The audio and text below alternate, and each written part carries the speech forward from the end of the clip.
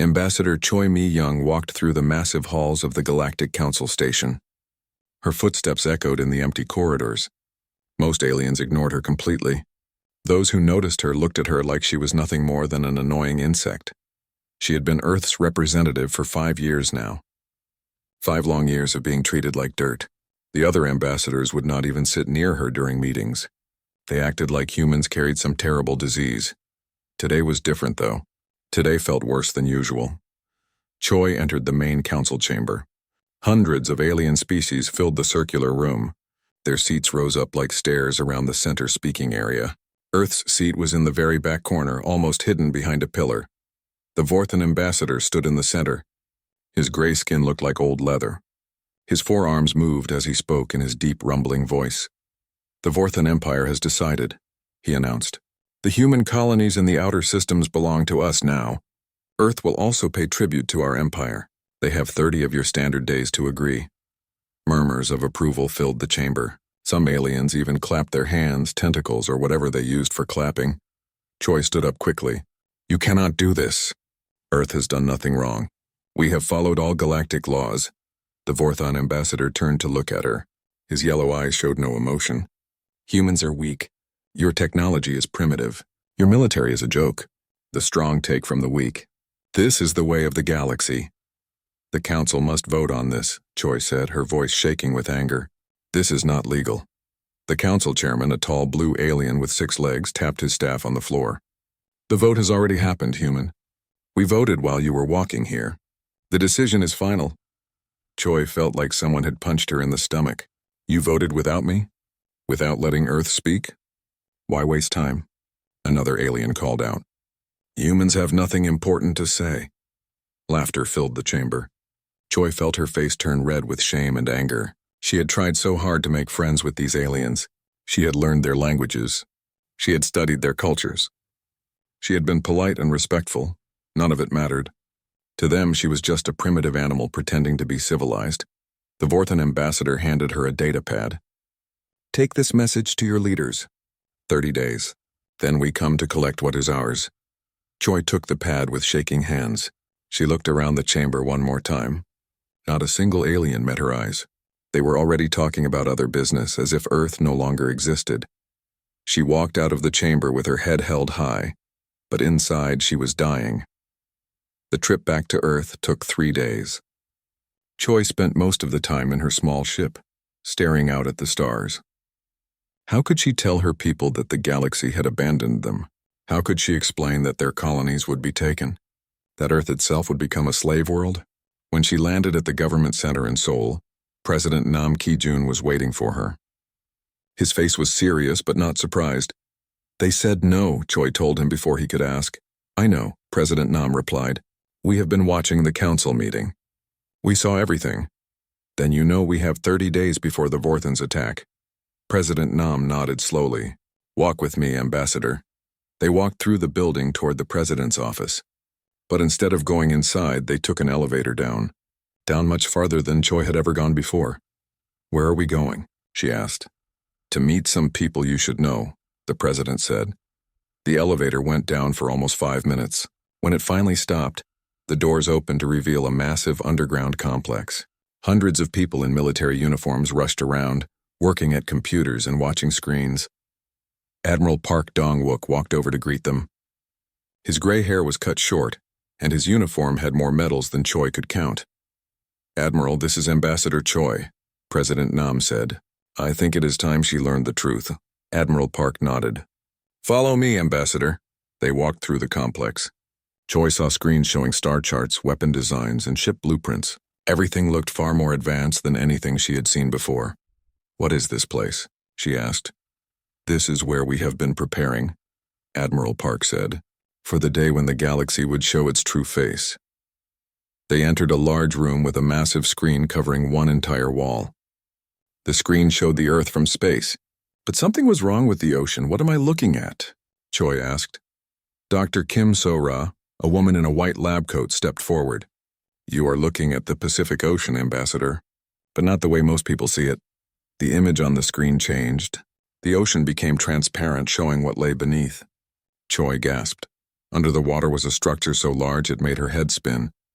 It looked like a city, but it was shaped like a ship larger than any island. We call it the Sejong the Great, Dr. Kim said. We have been building it for 70 years. Building what exactly? Choi whispered. A warship, Admiral Park said simply. A warship that can destroy planets. Choi stared at the screen. That is impossible. How could we build something like that? Our technology is primitive. That is what we wanted everyone to think, President Nam said.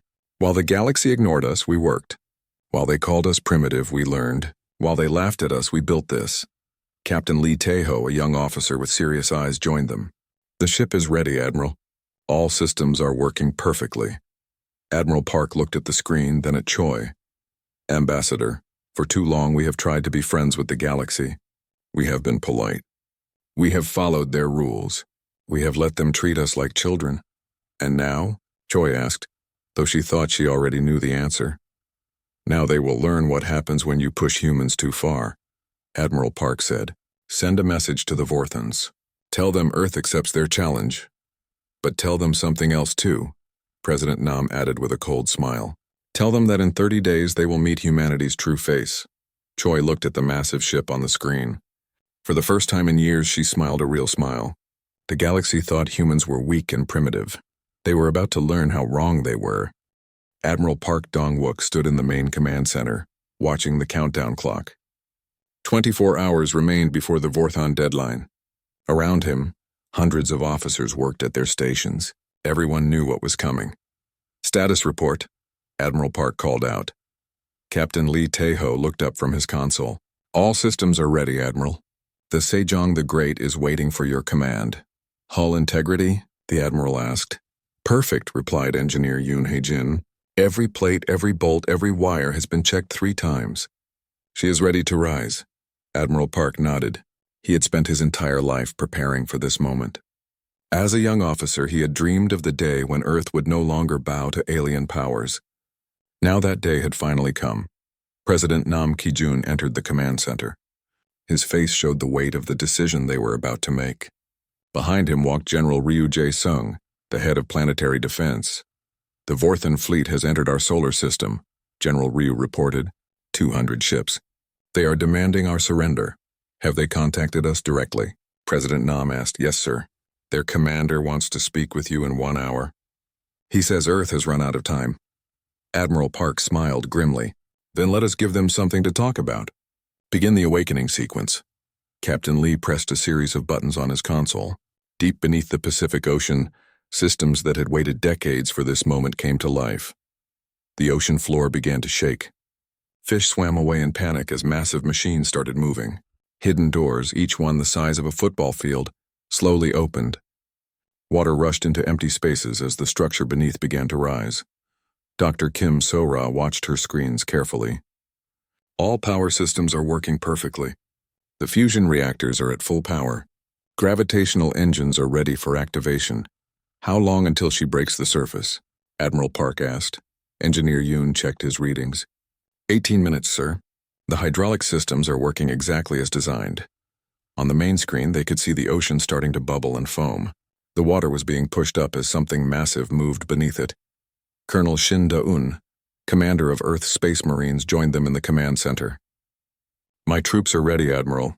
If the aliens want to fight, we will give them one they will never forget. I do not think fighting will be necessary, Colonel, Admiral Park said. When they see what we have built, I believe they will change their minds about attacking us. The ocean surface began to rise like a growing mountain. The water pushed up higher and higher as the massive ship beneath it climbed toward the sky. Surface breach in 10 seconds, Engineer Yoon announced.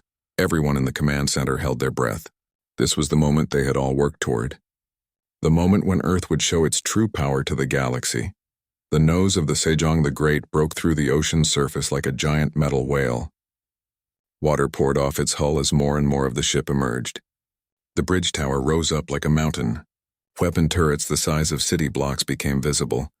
She is beautiful, Captain Lee whispered. The ship continued rising. Its length seemed endless. Sections kept appearing from the water. Hangar bays that could hold 1,000 smaller ships. Armor plating thick enough to stop asteroid impacts.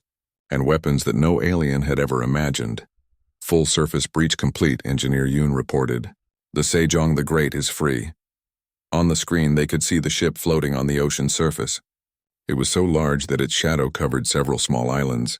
Its hull gleamed in the sunlight like polished silver. All alien observation stations in the solar system have gone silent, Captain Lee reported. I think they are having trouble believing what they are seeing. Begin space launch sequence, Admiral Park ordered. The ship's gravitational engines powered up. The water around the massive vessel began to glow with strange energy. Slowly, impossibly, the ship started to rise out of the ocean. Water poured off its hull like waterfalls as it climbed higher into the sky. The sound of its engines was like controlled thunder. The ship rose faster and faster, leaving Earth's atmosphere behind. We are receiving communications from the Vorthon fleet, Captain Lee announced. They are demanding to know what they are looking at. Put them on screen, Admiral Park said. The main display showed the Vorthon commander. His gray face had turned pale and his forearms were shaking. Behind him, other Vorthons ran around in panic. What is that thing? The Vorthon commander demanded. Our sensors cannot get accurate readings. It is too large. That is Earth's answer to your ultimatum, Admiral Park replied calmly. The ship is called Sejong the Great. It is a planet-killer class warship. Impossible, the Vorthon commander said. Humans do not have technology like that. You are primitive. You barely have space travel. We have been busy while you were not paying attention, Admiral Park said. Captain Lee, show them what our ship can do. Captain Lee activated the ship's weapon systems. Energy readings that had never been seen before filled space around the massive vessel. The weapons alone were larger than most alien battleships. This is a trick, the Vorthon commander said, but his voice had lost its confidence. Some kind of illusion. Would you like us to prove it is real? Admiral Park asked. There is an asteroid field near your position. We could demonstrate our main weapon. The Vorthon commander's yellow eyes went wide with fear. No, do not fire. We need to think about this. You have 30 minutes to remove your fleet from our solar system, Admiral Park said. If you are still here after that time, we will show you exactly what a planet killer can do. The communication ended. On their screens, they could see the Vorthon ships turning around and moving away from Earth as fast as their engines could carry them. Admiral, Captain Lee said with a big smile. I am receiving surrender messages from 3 other alien fleets that were waiting outside our system. They all want to negotiate. And the Galactic Council? Admiral Park asked. Emergency session called, Captain Lee replied. They want to speak with Earth's representatives immediately. Admiral, Park looked at President Nam. I think Ambassador Choi will find her next. Council meeting much more interesting, Dr. Kim. Sora looked up from her console. Admiral, we are receiving communication requests from over 50 different alien civilizations. They all want to talk. I bet they do, Admiral Park said. For too long, they treated us like children. Now they want to talk as equals. What are your orders, Admiral? Captain Lee asked. Admiral Park looked at the screen showing their massive ship floating in space above Earth. The Sejong the Great was more than just a weapon. It was a statement. It told the galaxy that humans would never again be pushed around or treated as less than equals. Set course for the Galactic Council station, Admiral Park ordered. I think it is time we had a proper conversation with our galactic neighbors. The massive ship turned toward the stars, its engines creating a light show that could be seen from half the galaxy. Earth's time of being ignored was over. The age of human power had begun. The Galactic Council station had never seen anything like it. The Sejong the Great appeared in their star system like a moving moon. Every sensor on the station screamed warnings as the massive human warship approached. Ambassador Choi Mi-young stood on the bridge of the great ship, watching the alien station grow larger on the main screen. Just 3 days ago, she had left this place in shame. Now she was returning with the most powerful warship the galaxy had ever seen. Incredible, she whispered. I still cannot believe this is real. Captain Lee Tae-ho smiled at her words. It is very real, Ambassador. And every alien in the galaxy is about to learn that humans are not as weak as they thought. Admiral Park Dong-wook walked over to join them. Ambassador, are you ready to address the council again? More ready than I have ever been, Choi replied. For 5 years they treated me like I was nothing. Today they will listen to every word I say. Commander Oh Byung-ho, who led Earth's scout ships, approached the group. Admiral, our reconnaissance shows that over 300 alien species have sent representatives to the station. Many of them were not even council members before today. Fear makes people very interested in politics, Admiral Park said with a slight smile. Lieutenant Kang Yu-jin looked up from her weapons console. Admiral, the council is requesting that we not bring our ship too close to their station. They say our gravitational field is interfering with their systems. How close are we now? Admiral Park asked. About 1 million kilometers, sir. That is close enough. We do not want to accidentally damage their station with our presence. Chief Engineer Bae Soo-jin joined them on the bridge. Sir, our demonstration is ready. The target moon is in position. Admiral Park nodded. Good. It is time to show the galaxy what human engineering can accomplish. The target was a small, dead moon orbiting a gas giant in the same system as the council station. It had no life and no value to anyone. It was perfect for their demonstration. Open a channel to all ships and stations in the system, Admiral Park ordered. Captain Lee pressed several buttons. Channel open, Admiral. Everyone is listening. This is Admiral Park Dong-wook of the Earth vessel Sejong the Great, he announced. We will now demonstrate the capabilities of human military technology. All ships should maintain safe distance from the target moon. On the bridge's main screen, they could see hundreds of alien ships moving away from the target area. No one wanted to be anywhere near what the humans were about to do. Lieutenant Kang, charge the main gravitational disruption cannon, Admiral Park ordered. Charging now, sir, Lieutenant Kang replied. Target locked. Weapon will be ready to fire in 30 seconds. The enormous weapon began to glow with strange energy. Power readings showed levels that most aliens had never seen before. The space around the cannon began to shimmer, as reality itself bent under the weapon's influence. Weapon ready, Admiral, Lieutenant Kang announced. Fire. The cannon released its energy toward the target moon. What happened next made every alien in the system question everything they thought they knew about physics. The moon did not explode. It did not break apart.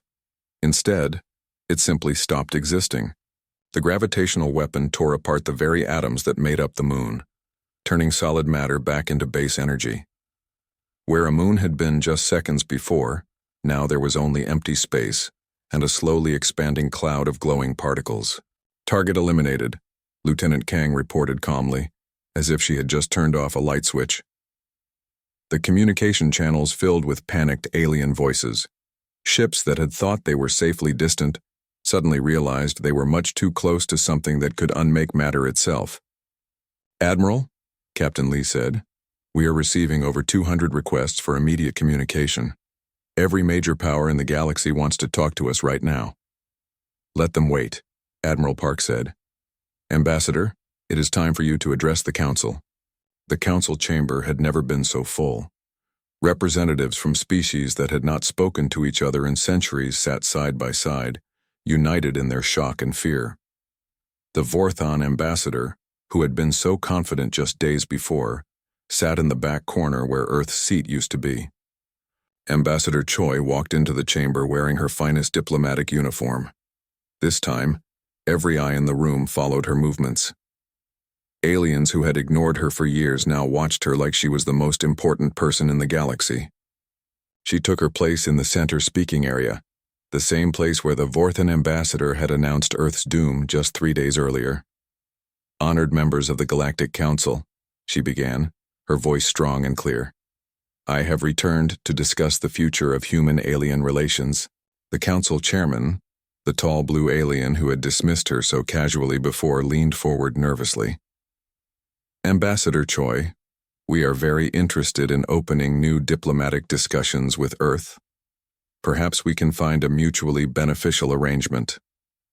Mutually beneficial? Choi repeated. 3 days ago, you voted to give our colonies to the Vorthon Empire. You did not even let me speak before making that decision. Now you want to be friends? Uncomfortable murmurs filled the chamber. Many aliens shifted in their seats, looking ashamed. We may have acted too quickly, the chairman admitted. Perhaps we did not fully understand Earth's capabilities. That is correct, Choi said. You did not understand. For decades you have treated humanity as a minor species. You have ignored our requests for fair treatment. You have excluded us from important decisions. You have acted like we were children who should be grateful for any attention you gave us. The Vorthon ambassador tried to stand up, but several other aliens pushed him back down into his seat. No one wanted to hear from him right now.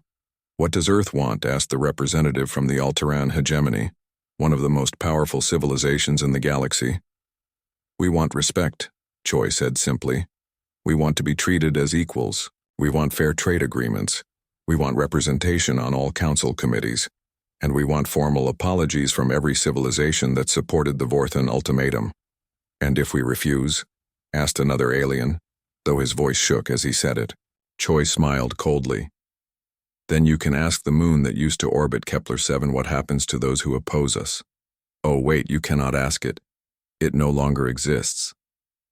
The chamber fell completely silent. The demonstration had made one thing very clear. Humans now had the power to destroy entire worlds if they chose to. We do not want to rule the galaxy, Choi continued. We do not want to conquer your worlds or enslave your people. But we will never again allow ourselves to be treated as less than equals. The time of human weakness is over. She looked around. The chamber, meeting the eyes of aliens who had once laughed at her. Earth offers friendship to all who want it, she said.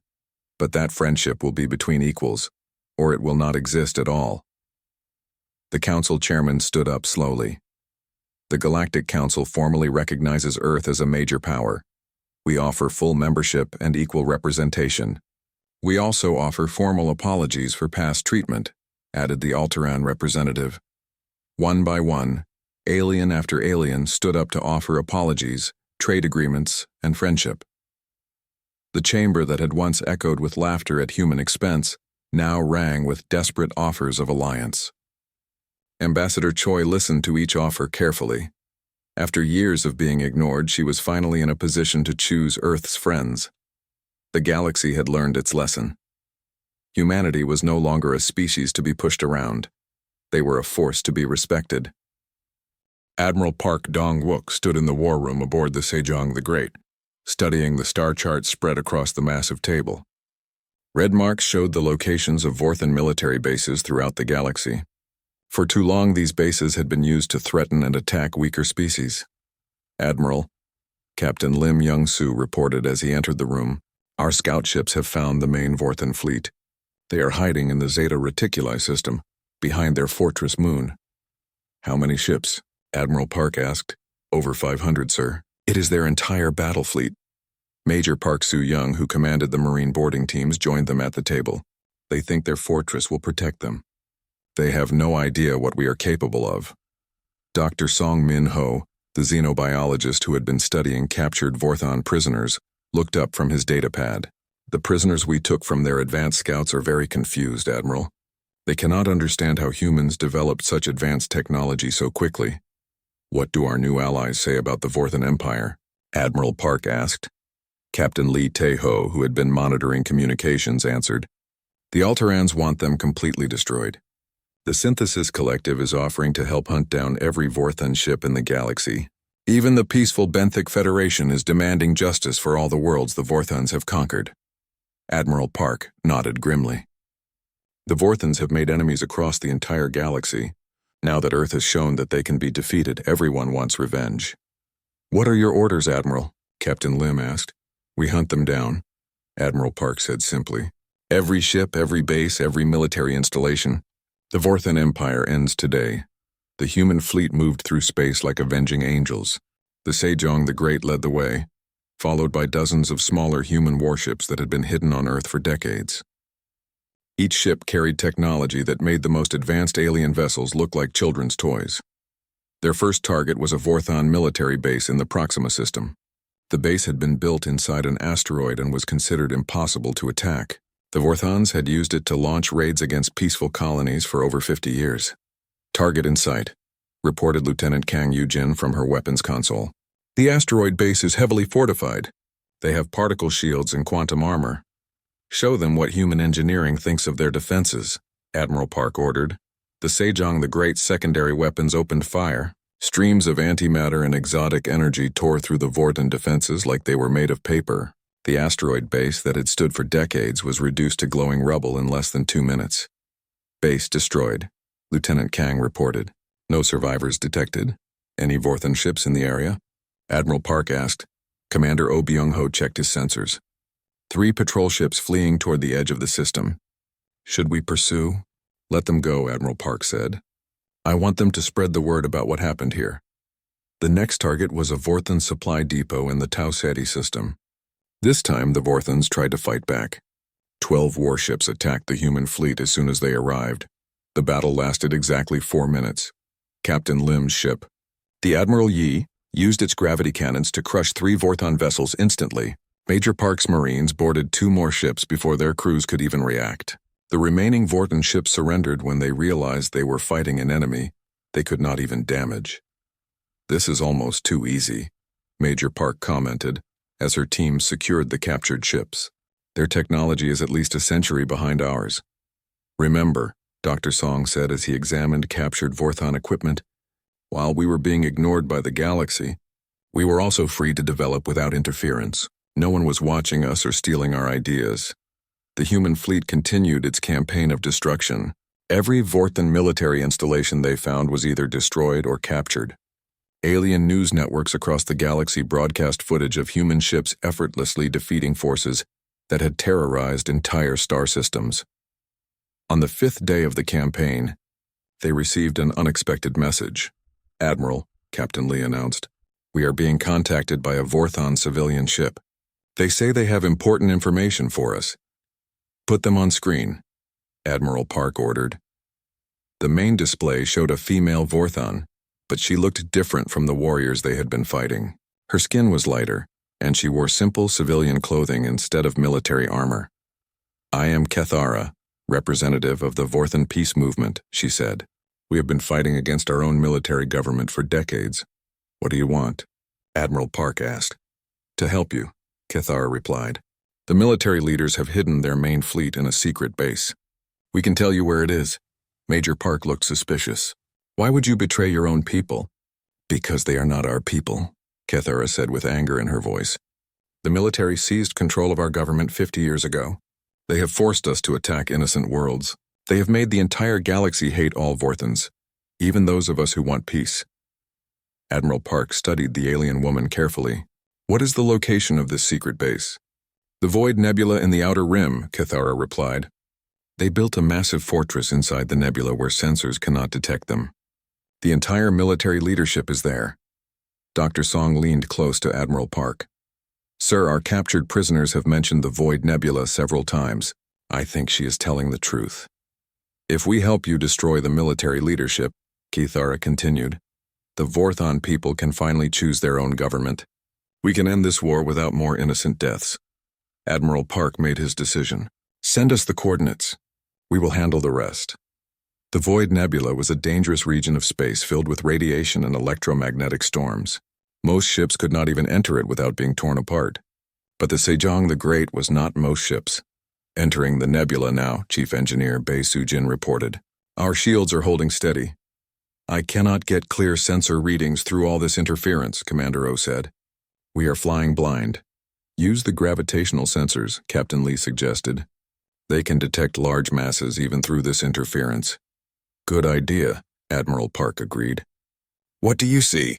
Commander O studied his new readings. There, Admiral. A massive artificial structure directly ahead. It must be the Vorthon fortress. The fortress was enormous, built into several connected asteroids. It bristled with weapons and was protected by the most advanced shields the Vorthons could build. Inside, the entire Vorthon military command waited with their most powerful ships. They think they are safe in here, Admiral Park said.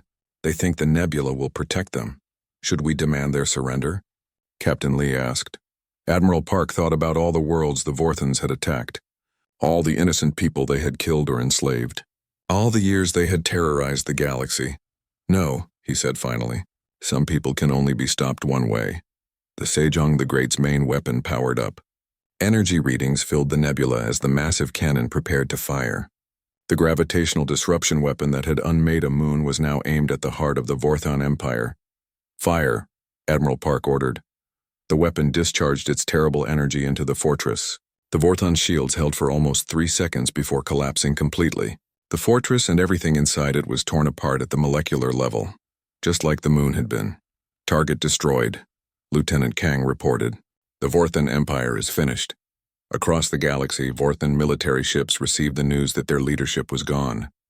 Some tried to continue fighting, but most surrendered immediately. Without their central command, the empire that had terrorized the galaxy for decades fell apart in hours.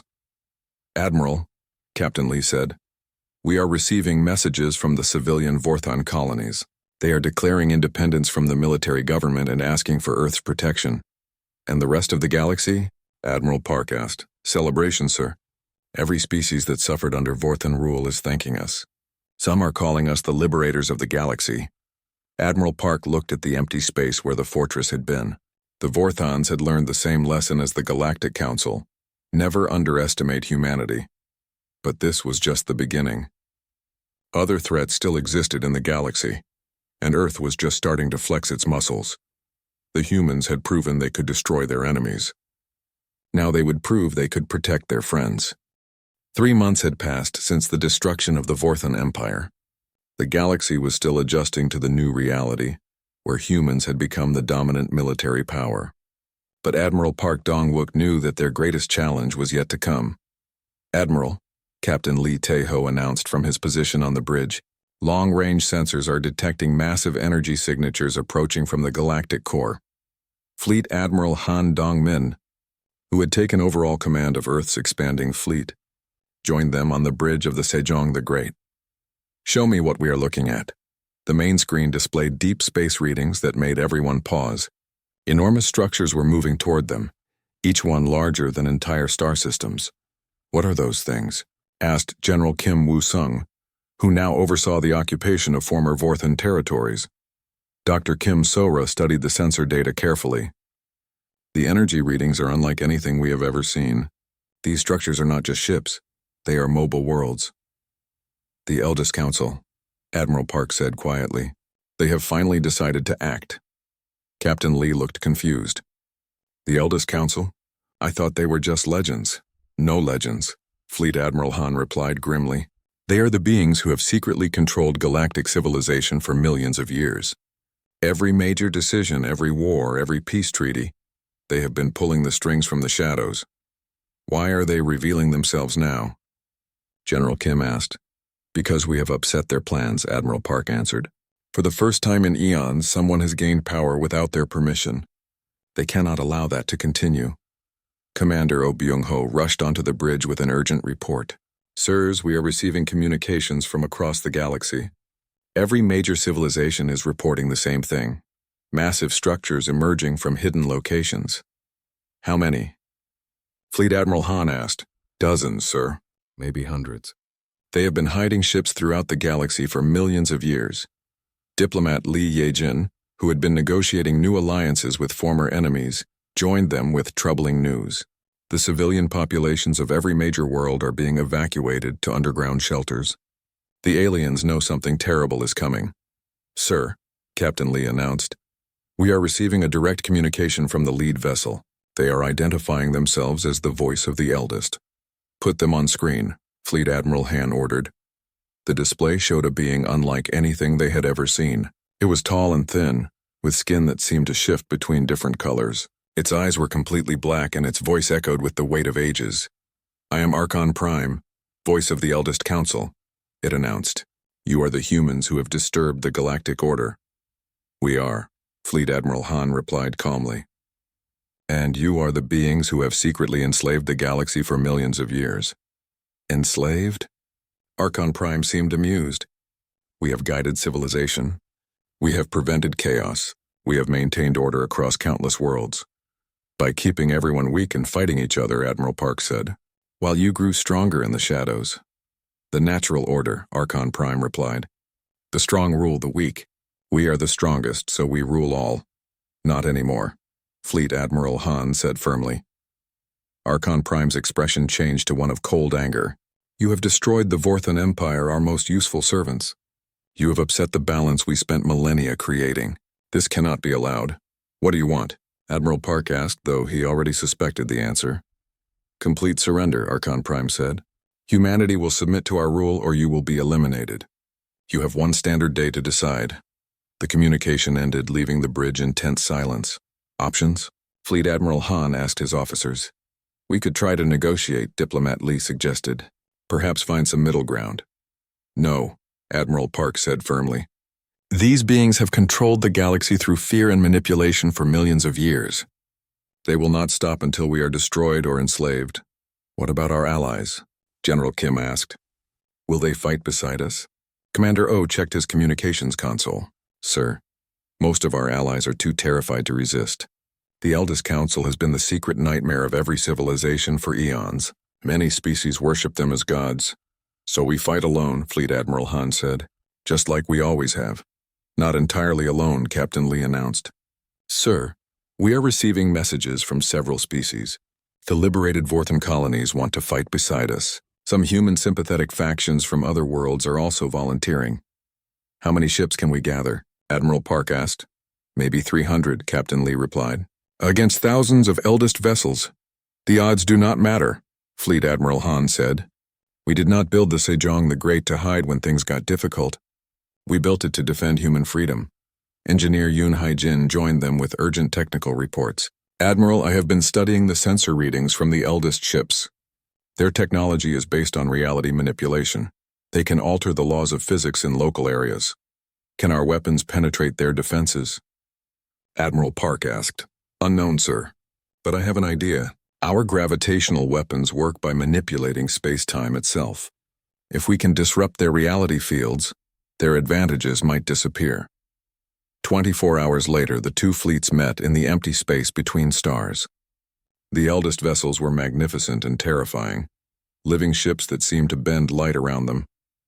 Reality itself seemed to twist in their presence. The human fleet looked tiny in comparison. The Sejong the Great, despite its enormous size, was dwarfed by the smallest eldest vessel. This is Archon Prime, the alien voice echoed across space. Surrender now or face extinction. This is Fleet Admiral Han Dong-min of Earth, the human commander replied. We choose to fight. Then you choose to die, Archon Prime said coldly. The battle began immediately. The eldest ships attacked with weapons that defied understanding, beams that aged their targets to dust, fields that reversed cause and effect, projectiles that existed in multiple dimensions at once. But humanity had learned something important during their hidden centuries of development. Every impossible thing had an explanation, and every explanation had a counter. Fire gravitational disruption charges, Admiral Park ordered. Disrupt their reality fields. The human weapons struck the eldest vessels with waves of twisted spacetime. For the first time in millions of years, the eldest found their reality manipulation failing. Impossible, Archon Prime's voice carried shock and fear. How do you counter forces beyond physics? Because we never believed anything was beyond physics, Fleet Admiral Han replied. We just had to figure out the physics. The tide of battle began to turn. Without their reality manipulation, the eldest ships were still powerful, but they were no longer invincible. Human weapons that had been useless moments before now tore through alien hulls. But the eldest had one final card to play. If we cannot rule, Archon Prime announced, then no one will. We will collapse this entire sector of space into a black hole. All life here will end. The largest eldest vessel began gathering energy for something beyond imagination. Space itself started to bend and twist as they prepared to create a localized Big Bang in reverse. They are really going to do it, Engineer Yoon said in horror. They would rather destroy everything than lose control. Admiral Park looked at the readings showing the building catastrophe. In minutes, everything within 100 light-years would be crushed into nothingness. Not if we stop them first, he said grimly. All ships target the command vessel. Everything we have. Sir, Captain Lee said urgently, our weapons might not be enough. Then we ram them, Admiral Park said. The Sejong the Great will make the ultimate sacrifice if necessary. But before they could act, something unexpected happened. Ships began emerging from hyperspace around the battlefield. Not human ships or eldest vessels, but the combined fleets of dozens of alien civilizations. "This is the joint fleet of the Free Galactic Alliance," announced a familiar voice. It was Kethara, the Vorthan peace activist, now commanding a fleet of liberated worlds. "We will not allow the eldest to destroy the galaxy to maintain their power," declared another voice, the Altaran commander who had once dismissed humanity. Even former enemies had joined together against the ancient threat. The galaxy had finally united against its secret masters. The combined firepower of hundreds of species struck the eldest command vessel. The reality-collapsing weapon overloaded and exploded, taking most of the eldest fleet with it. Archon Prime's final transmission was filled with disbelief. "Impossible. The weak cannot defeat the strong. This is not the natural order." "Maybe not," Fleet Admiral Han replied, "but it is the right order." The battle was over. The Eldest Council, which had secretly ruled the galaxy for eons, was finally defeated. Their surviving ships fled into deep space, no longer the terrifying masters they had once been.